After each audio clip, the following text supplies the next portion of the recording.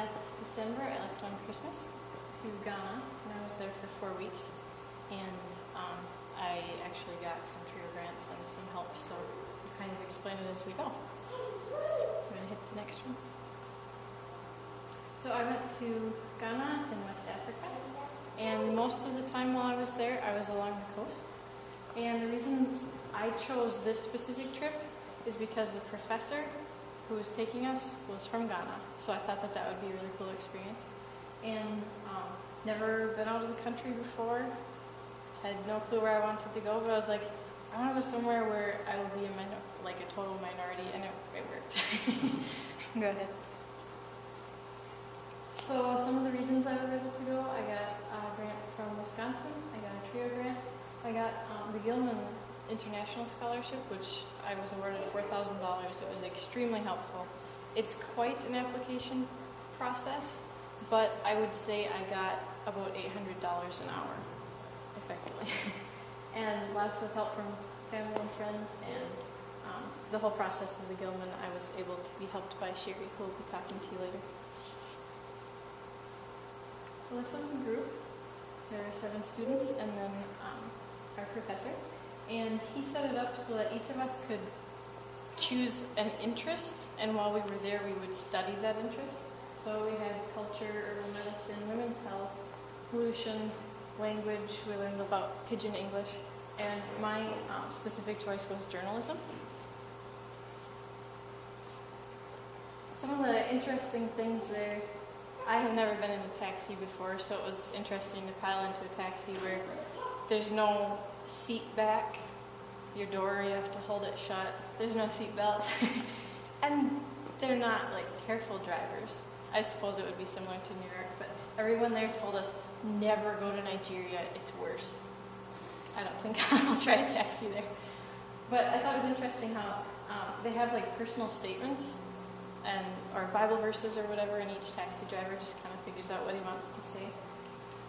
They're super spatially aware, like they'll get within like 3 centimeters of something or someone, and they don't usually hit them. So, go ahead. A few more. We also rode in trotros, these very large vans. There would be 25 or 30 people in those, and I've never known what like being too hot was until I was like, it felt like I was in the shower. It was so strong. Stronger heat there. Go ahead. I loved being there because it was like constantly spring. It was so pretty. There were flowers absolutely everywhere. All sorts of birds and animals. I thought it was really interesting because they have chickens, goats, sheep, dogs. They all run loose in the capital. But like at 6 p.m. when it starts to get dark, you'll see all the sheep in a line heading home. They know where home is, no matter where they are in the city. They just head home. I thought that was pretty interesting. Okay. A few more things. I saved the butterfly from the ocean. Their dragonflies are like twice as big as ours because it's so warm there.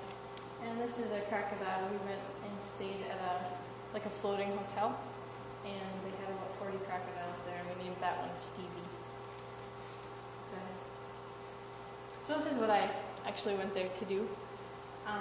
Wajaku is a small community newspaper in the town of La, and it's for the Ga people. They all live in a small community there. So what I did was I actually conducted interviews, did writing, editing, and learned how to lay out the paper. And I found it really interesting because there's kind of a language barrier, even though a lot of them speak some English. Their accents are so hard for me to understand that it was a real challenge, but it was also really, really fun. The guy on the left here, his name is Daniel Hammond, and he is the editor and pretty much completely writes the whole newspaper by himself. He also is in charge of La Mansamo Kpi. It's an international kind of aid organization that he runs. They're working on setting up a radio station. They deal with health, sanitation. They try to help their community in any way they can. Go ahead. Some of the things that I thought were interesting are most of the stories in all the papers there are super focused on Ghana. There's not a lot of international news. They're very proud of their country. there weren't a lot of people saying, "Oh, take me to America." They were like, "Come back," which I found very fascinating. A lot of the newspapers are multilingual, far more graphic than what is often allowed in the U.S. I mean, they would have pictures of people who have been shot and different stuff, which was a little different. And then just like America, they all have their own personal biases and their own focuses. I thought it was really interesting. My biggest story, the front page story that I wrote, was about this guy who's in charge of this beach. And it's this whole organization. Well, everybody in the organization believes he's taking all the money from the beach. So it was this big deal. And I tried to write it impartially, and he looked at it and he's like, "You need to add more in. This guy's like my brother." So like good stuff about him. So that was interesting. Go ahead. Some of the foods. I was kind of told there was like American food you can get there, but it's not quite like American food. Their pizza is covered with a spice that is extremely strong. All their got like ranch wraps that are also filled with spice. So it was really interesting. Fufu and banku up on the top left. They're pounded cassava and plantain, and pretty much they eat everything with forks and spoons except soup they eat by hand. And they use banku and fufu. They put it in the middle of the bowl and then they pour soup in, and they use the kind of like paste and they mold it in their hand and put in a little divot, and that's how they eat the soup. And they're very proud of the way they eat it. You never add sugar to your soup. And there's this specific angle they write books about it. They're very proud of it. Was all the food spicy? Pretty much everything. Yeah. Yep. On the left, this is fried plantain. Very, very good. Pretty much they only eat it after dark. It's like the one dessert that they have. And they often eat it with peanuts. I love that stuff. I could have eaten. I probably ate way too much. And then I thought it was really interesting that they cook whole fish into their soups. So like the soup is filled with bones. And when they cook fish, they cook it whole and they eat everything, the eye, everything. So I tried one eye and I'm good. Go ahead. They have lots and lots and lots of rice and chicken. And the chicken that they usually cook is, they cook it until it's like dry. And that's the way they like it. And so they have something they call stew, which is almost like a hot dish idea that they put on all their rice also. I loved all the fresh fruit they had there. Their oranges are green. You can kind of see it here. This one, that's like the outside is green and the inside is almost yellow. But they have a really good flavor, and bananas and plantain. We had lots of coconut, mangoes. I had mango almost every day. So these are some of the regular Ghanaian dishes. Our professor pretty much only ate Ghanaian food while we were there. A lot of people wanted American food, so they'd like beg for like potato chips. Well, they don't have any there. They'd ask for chips and they'd get fries. So it was really interesting. I tried a lot of Ghanaian food. My problem was that I reacted to the spice, and it kind of made me sick, unfortunately. But there was a lot of other stuff to eat. So, go ahead. From what I found out, Ghanaian culture, I was fascinated by it.